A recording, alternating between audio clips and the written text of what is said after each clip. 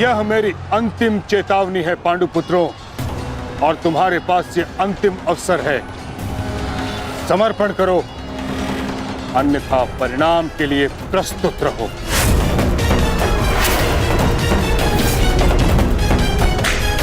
यदि समर्पण नहीं किया तो ऐसा संहार देखने को मिलेगा कि जिसकी आशा भी नहीं की होगी तुमने।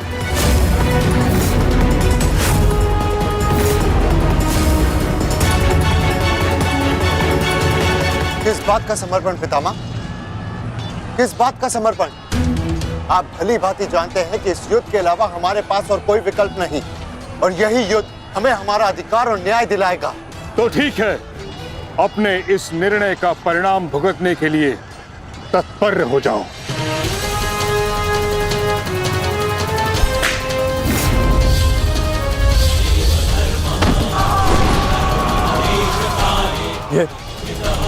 ये पितामह क्या कर रहे हैं? हमारे सैन्य बल का क्रूरता से अंत कर रहे हैं। अर्जुन, तुम्हें पितामह को रोकना होगा, क्योंकि हम सभी में केवल और केवल तुम ही इसमें सक्षम हो।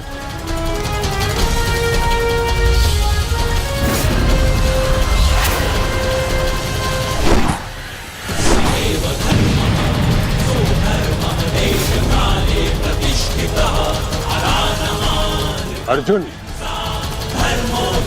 युद्ध करो अथवा समर्पण।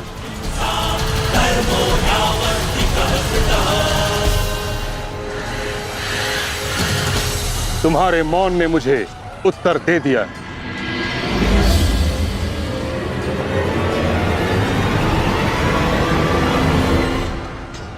और तुम द्वंद्व करना चाहते हो भी या नहीं?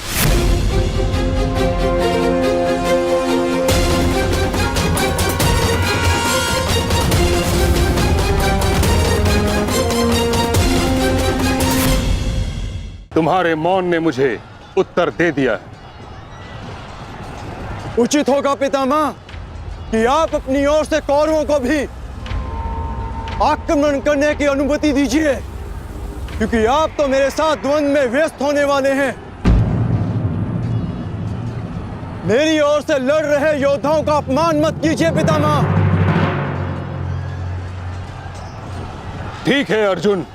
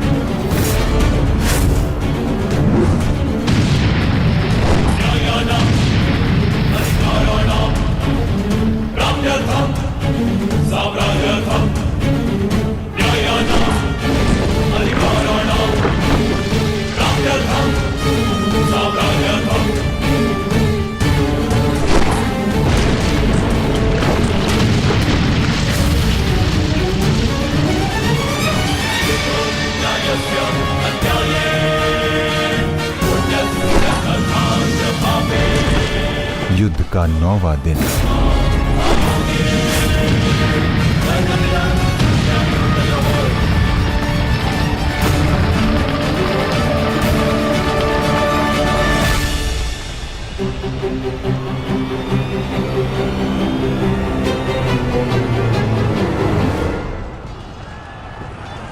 माधव, ये पितामह तो भ्राता युधिष्ठिर की ओर अपना रथ लेकर जा रहे हैं। भ्राता युधिष्ठिर संकट में है माधव, हमें शीघ्र कुछ करना होगा।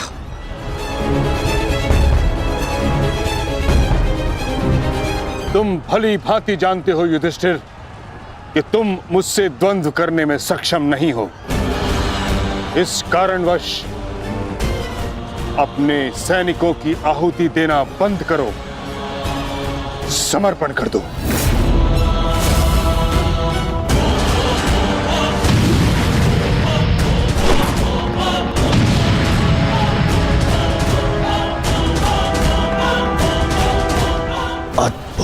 पितामह, आज बहुत गंगा पुत्र अच्छा है, अच्छा है।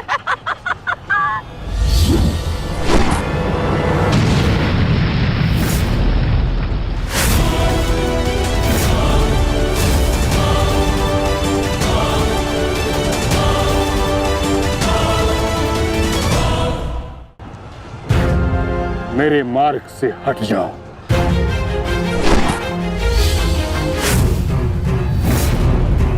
यह मेरी अंतिम चेतावनी है पुत्र, मेरे मार्ग से हट जाओ।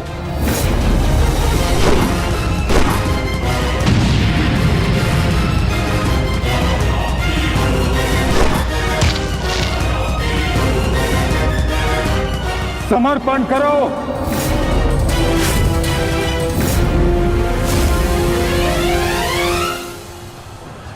हम कौरवों के समक्ष समर्पण नहीं करेंगे पितामह, चाहे इसके लिए हम सबको अपने प्राण क्यों ना खोने पड़े। जब तक शरीर में अंतिम श्वास है, जब तक शरीर में रक्त की अंतिम बूंद है, हम समर्पण नहीं करेंगे पितामह, और ना ही हम रुकेंगे।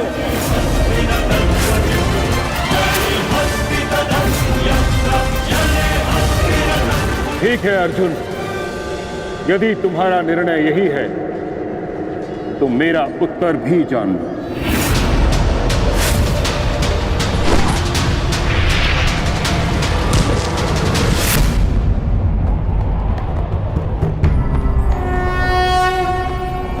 यदा यदा हि धर्मस्य गंगापुत्र, गंगापुत्र, गंगापुत्र।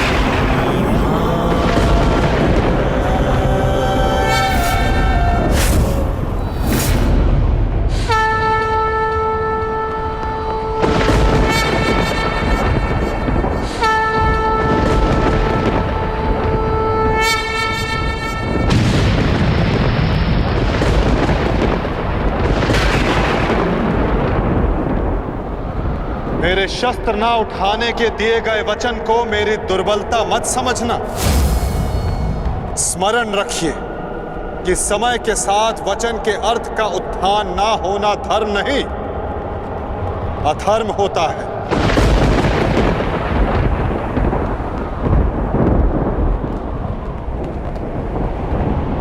मैं केवल अपने कर्तव्य का पालन कर रहा हूं वासुदेव, और ऐसा करने से मुझे कोई नहीं रोक सकता। कोई भी नहीं।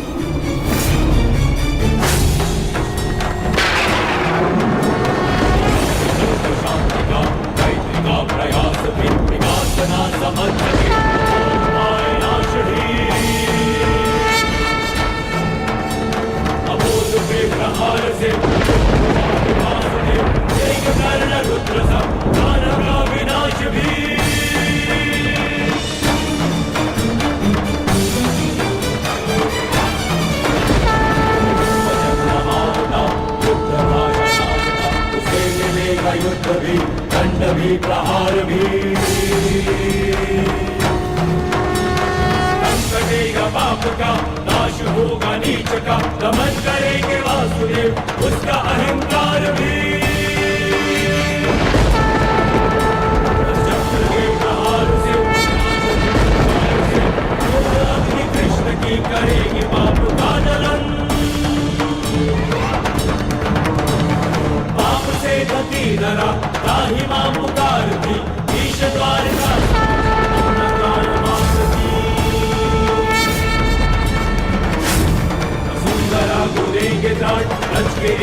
मैं आपका वध कर सकता हूं, और ऐसा करने के लिए मुझे शस्त्र उठाने की आवश्यकता नहीं, केवल ये चक्र ही पर्याप्त है।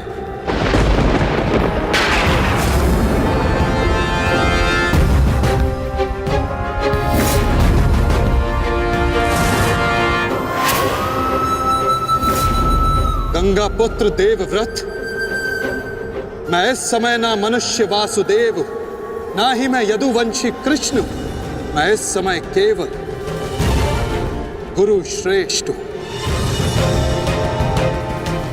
मैं ही सत्य हूं, मैं ही ज्ञान हूं और मैं ही न्याय हूं गंगा पुत्र।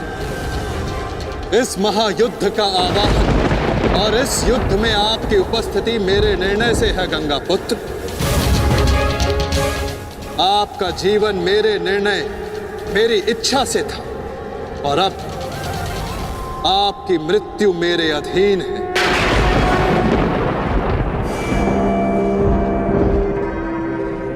मैं पर ब्रह्म हूं, जिस पर कोई बंधन नहीं गंगा पुत्र, ना ही युद्ध के नियमों का और ना ही किसी प्रकार के वचनों का। आपके अंत के लिए शस्त्र ना उठाने की प्रतिज्ञा को तोड़कर मैं आपका वध करूंगा गंगा पुत्र।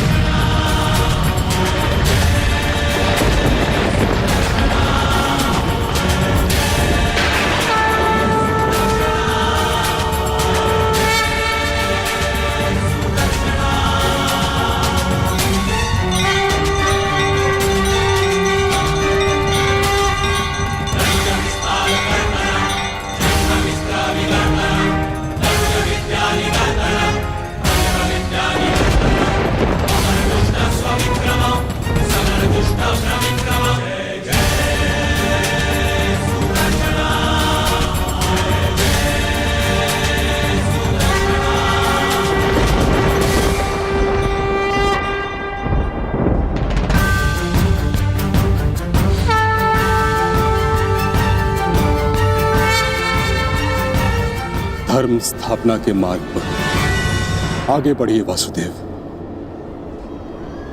अंत कर दीजिए मेरे इस जीवन का।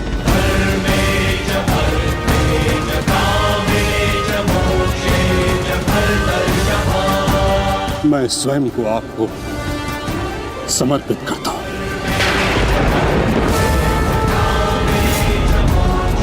क्योंकि ना तो पांडव मेरे प्राण लेने में सक्षम है और ना ही मैं उन्हें मार पाऊंगा।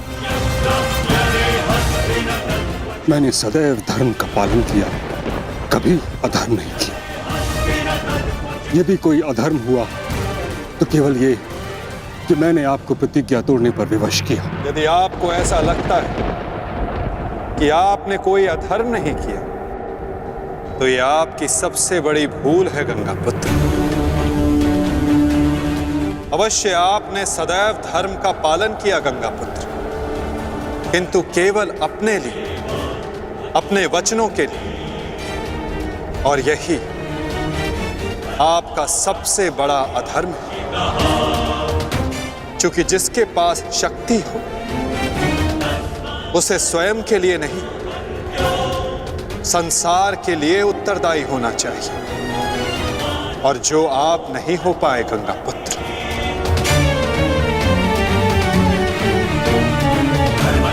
और आपका तथाकथित धर्म ही आपका अज्ञान, आपका सबसे बड़ा शत्रु और अधर्म बन गया।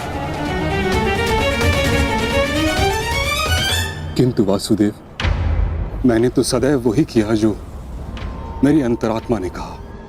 तो क्या इस धर्म युद्ध में अधर्म के पक्ष से लड़ने की अनुमति भी आपको आपकी अंतरात्मा ने दी गंगा पुत्र? भरी सभा में द्यूत में होते छल को देख मौन रहने की अनुमति क्या आपको आपकी अंतरात्मा ने दी थी गंगा पुत्र?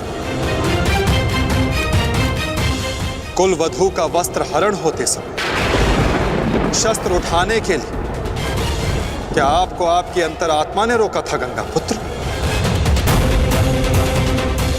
हस्तिनापुर की सुरक्षा के लिए आपने इतिहास की सबसे भीषण प्रतिज्ञा ली गंगा पुत्र, परंतु आप हस्तिनापुर का अर्थ ही अनुचित समझ बैठे।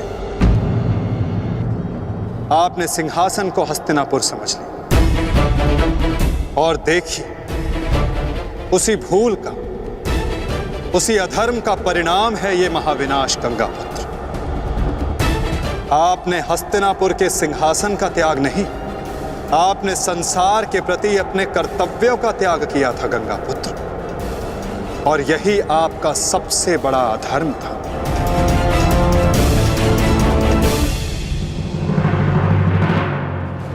परिवर्तन ही संसार का नियम है गंगापुत्र, और संसार के कल्याण और उत्थान के लिए ऋतुएं भी स्वयं को परिवर्तित करती हैं।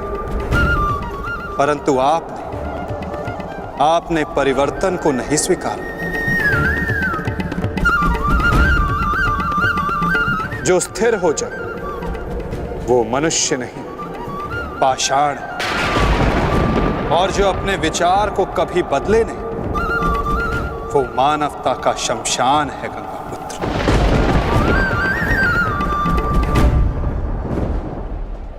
अपने कर्म के प्रति सजग ना रहना सबसे बड़ा अधर्म होता जो आपने किया गंगापुत्र, और यही इस महायुद्ध, इस महाभारत के होने का कारण बना।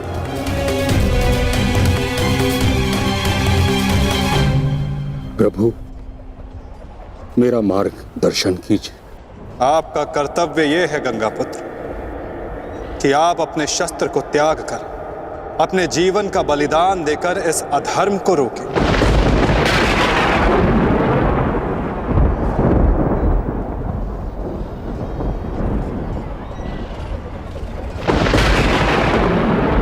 ठीक कहा वासुदेव। कदाचित मेरा अंत ही इस समस्या का समाधान है। आज जबकि मुझे अपनी भूल का भान हो गया है, मैं अपना प्रारब्ध स्वीकार करने के लिए तैयार हूं।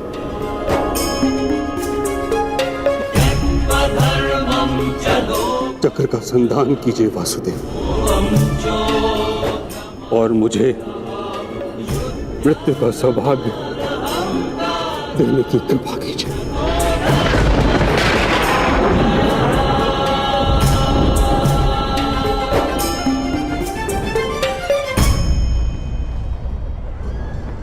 ठीक है, यदि आपकी इच्छा ये मृत्यु पाने की है, तो मैं अपनी प्रतिज्ञा को तोड़कर तुम्हें मुक्त करता हूं गंगापुत्र।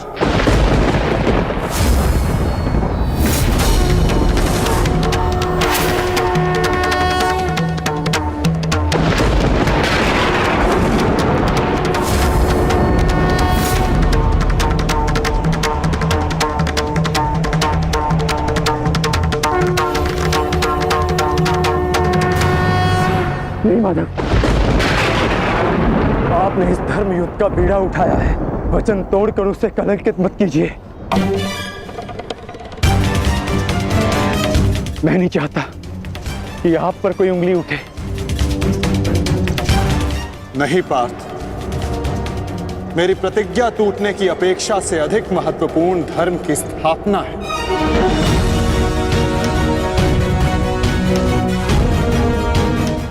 नहीं माधव, नहीं। आपने ही भारभृग को धीर गति दी है माधव, ताकि इस युद्ध से जुड़ी प्रतिज्ञाएं, वचन और प्रारब्ध भंग ना हो सके। तो क्या आप स्वयं इसे तोड़ देंगे?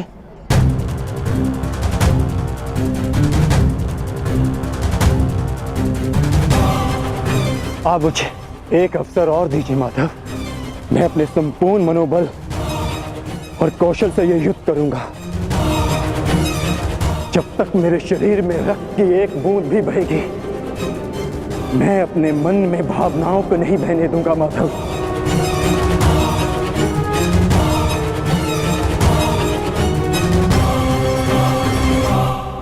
मैं पितामह का अंत करूंगा, अंत करूंगा, अंत करूंगा, अंत करूंगा।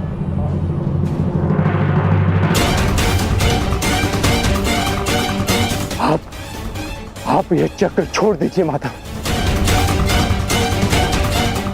आप ये चक्र छोड़ दीजिए।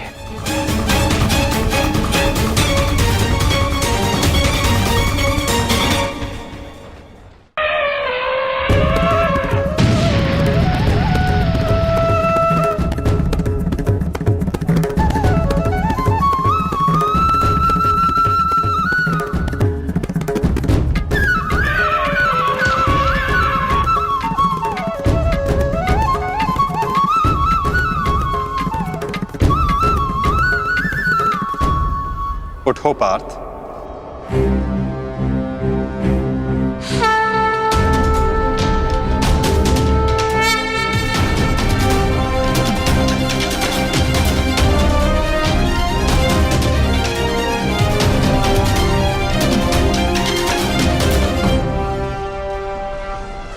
आपके हाथों मोक्ष पाना कदाचित मेरे भाग्य में नहीं वासुदेव।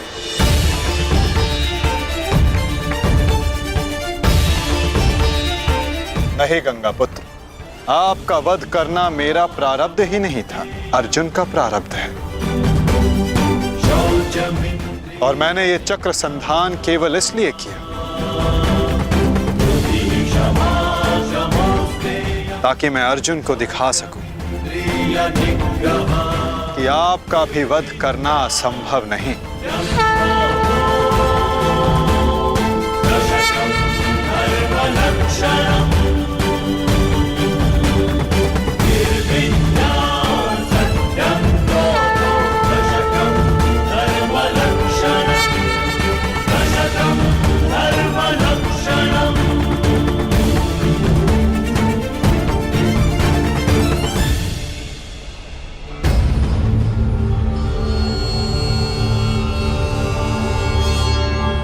आओ पार्थ।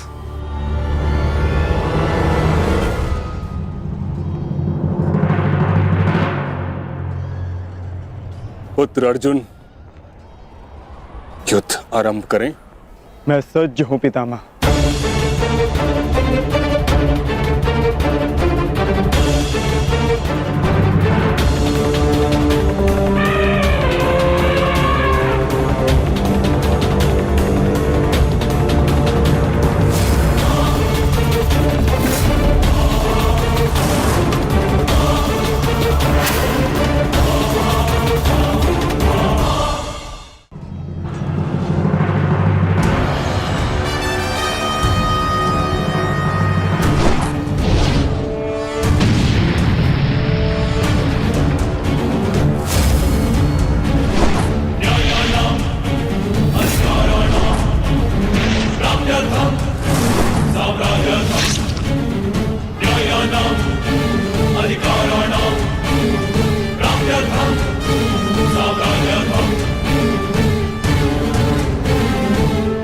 अद्भुत पुत्र अर्जुन, कर्म पथ पर तुम्हें भावनाओं से ऊपर उठते हुए देख प्रसन्नता हुई।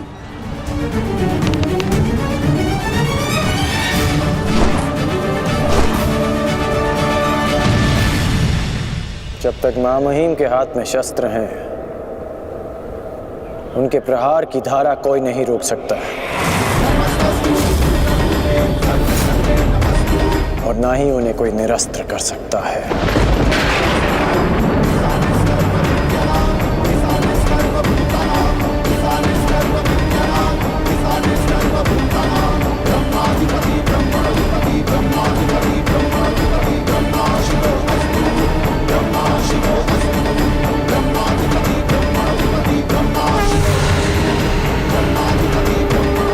तुम्हारी तपस्या सफल हो गई बालिका।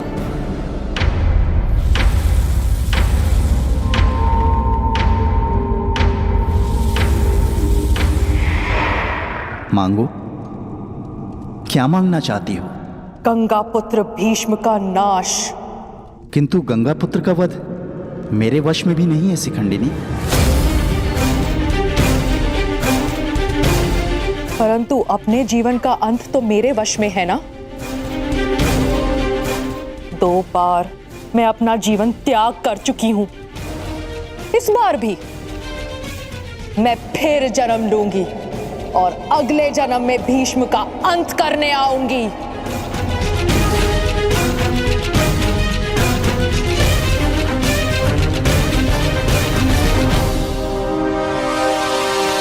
रुको बालिका, तुमने इतनी कठोर तपस्या की है, हमें बताओ तुम्हारी समस्या क्या है? समस्या ये है यक्षराज कि मैं भीष्म का वध अपने हाथों से करना चाहती हूं, किंतु मैं स्त्री हूं, इसलिए उस पाखंडी ने मुझे युद्ध में सम्मिलित होने से रोक दिया। मैं तुम्हें भीष्म की मृत्यु का वरदान तो नहीं दे सकता, किंतु कुछ ऐसा अवश्य कर सकता हूं जिससे तुम अपना लक्ष्य पा सको। किंतु एक बंधन रहेगा। मेरे लिए केवल भीष्म की मृत्यु महत्व रखती है और कुछ नहीं। हाँ कहने से पूर्व मेरी पूरी बात सुनो बालिका, उसके पश्चात निर्णय लेना।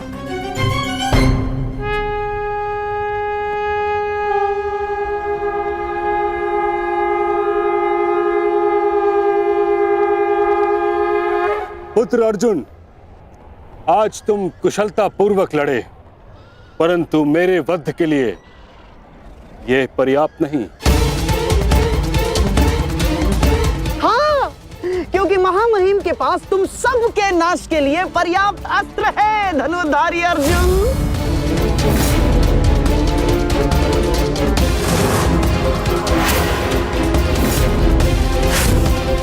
शीघ्र तुम सब इस संसार का त्याग करोगे और आप वासुदेव, आप तो इन सब के मार्गदर्शक है ना, तो बताइए आपके पास महामहिम के कौशल का कोई तोड़ है?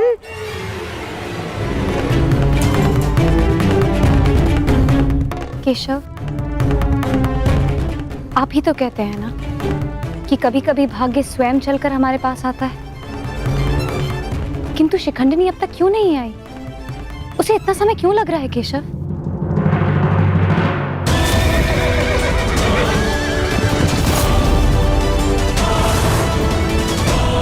हम उन्हीं की प्रतीक्षा कर रहे हैं पांचाली। ये शिखंडिनी अपनी तपस्या में असफल हुई तो पितामह हमारी सेना का अंत कर देंगे और हमारे पास केवल और केवल 2 अक्षणीय सेना शेष है। अरे तो क्या करें? कुछ तो करना ही होगा, अन्यथा हम इस युद्ध में पराजित हो जाएंगे।